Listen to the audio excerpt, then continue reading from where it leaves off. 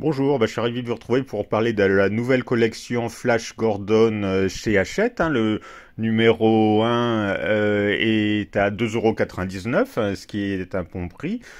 Apparemment, c'est pour les 90 ans de Flash Gordon. Alors, vous voyez que le format, déjà, n'est pas au format comics ou BD traditionnel, hein. C'est un format tout en longueur. Il est plus long que large. Mais regardez, c'est magnifique, hein. Le titre Flash Gordon, il est doré. Il est bien lisse quand on passe la main. Donc la couverture est vraiment magnifique, hein. Une couverture rigide. Voilà, en carton, vraiment très bien, aspect collector. La tranche formera bien sûr une frise pour ceux qui veulent avoir toute la collection. Donc on va parler, il y a un fascicule. Bon, le fascicule est assez classique, hein. Il présente la collection. Il rappelle un peu qui est Flash Gordon. Là, on voit tous les numéros. Donc, apparemment, alors, est-ce qu'il rappelle combien il y a de numéros? Non, là, ils mettent pas bien en avant. Juste que c'est tous les 15 jours, hein, mais bon, il y en a apparemment beaucoup. Alors, il présente la collection, vite fait, un peu le héros, les personnages, voilà, bon, c'est un fascicule très traditionnel, hein, et puis il rappelle un peu les bonus. En parlant de bonus, bon, pour ceux qui comptent s'abonner, on retiendra surtout la figurine qui a l'air très sympa, hein, figurine en résine collector avec une base inspirée de la ceinture de Flash Gordon de 25 cm.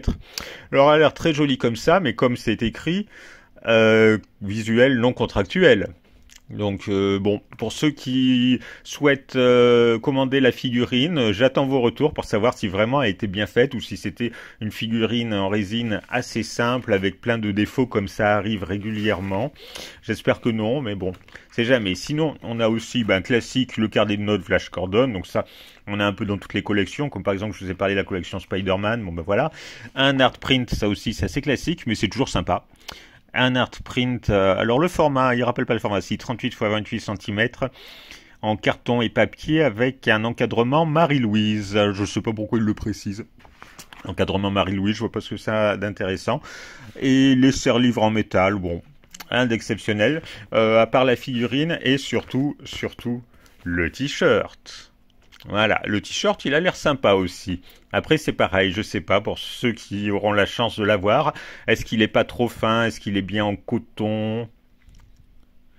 Il était porté, c'était celui porté par Freddie Mercury lors de ses concerts. Oui, matière coton, taille L. Donc normalement ça devrait être bien, mais un coton, c'est du coton fin à voir. Ça aussi c'est pareil, j'attends vos retours. Donc maintenant on va parler du livre en lui-même. Donc cette collection commence par un rappel, le numéro 1 commence par un rappel du héros, un petit dossier. C'est écrit assez petit quand même, c'est assez serré, donc faut pas avoir trop de problèmes de vision. Il y a pas mal de planches illustratives, donc ça c'est sympa, c'est vraiment un beau dossier. Il rappelle aussi le contenu du tome. Alors ce sont des planches dominicales, parce qu'au début c'était une planche tous les dimanches, qui était, donc voilà, donc on retrouve vraiment ce format-là, et toutes les planches ont été compilées pour former une BD très classique. Vous voyez que le papier est assez fin quand même, hein. On n'est pas sur le papier de la collection dont je vous ai parlé récemment, les comics Marvel. L'impression, bon, ça fait un petit peu, je sais pas, c'est peut-être parce que les couleurs sont vieilles. Mais voilà, on a vraiment l'impression d'avoir un vieux truc sous le nez, et c'est écrit petit, toujours écrit petit, et parfois regardez, si on regarde le texte, alors autant les bulles, on arrive à lire facilement ce qu'il y a dedans, autant quand c'est sur le paysage, on doit se rapprocher parce que c'est écrit petit, les couleurs sont pas toujours très bien choisies, il y a du contraste, donc c'est pas toujours très facile à lire, ce qu'il y a en dehors des bulles. Bon, c'est de la science-fiction des années 30, 40, 50, c'est très kitsch pour maintenant. hein, c'est vraiment très kitsch. Personnellement, j'ai un peu du mal à m'y mettre tellement c'est vieillot.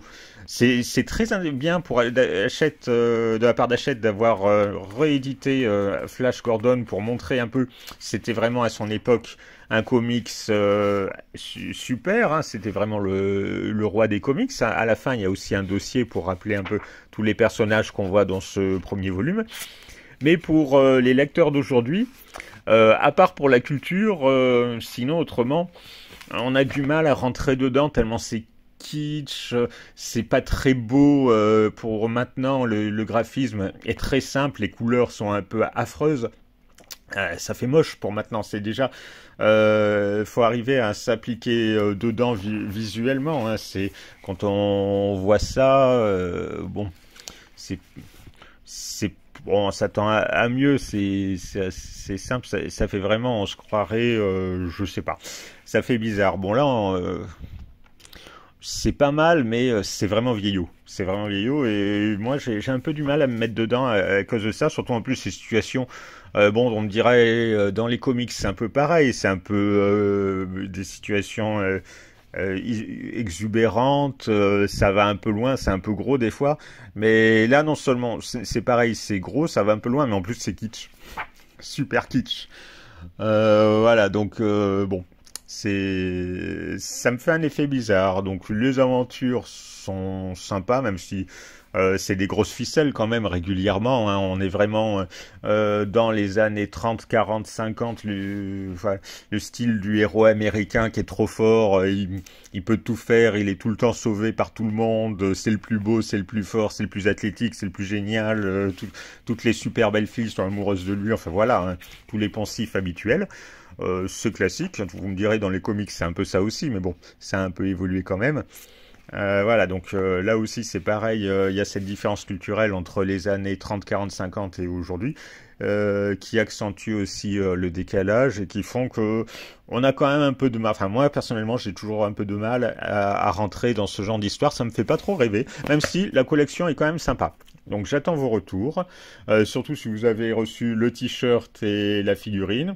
Sur la collection, alors c'est vrai que la collection elle peut aller en s'améliorant au fil des numéros parce que on va avancer dans le temps, il va devenir un peu plus moderne, mais c'est vrai que là le décalage est énorme. Là on prend une grosse claque et pour la culture c'est très bien, mais pour des lecteurs d'aujourd'hui je recommanderais pas trop tellement c'est très différent de ceux dont on a l'habitude.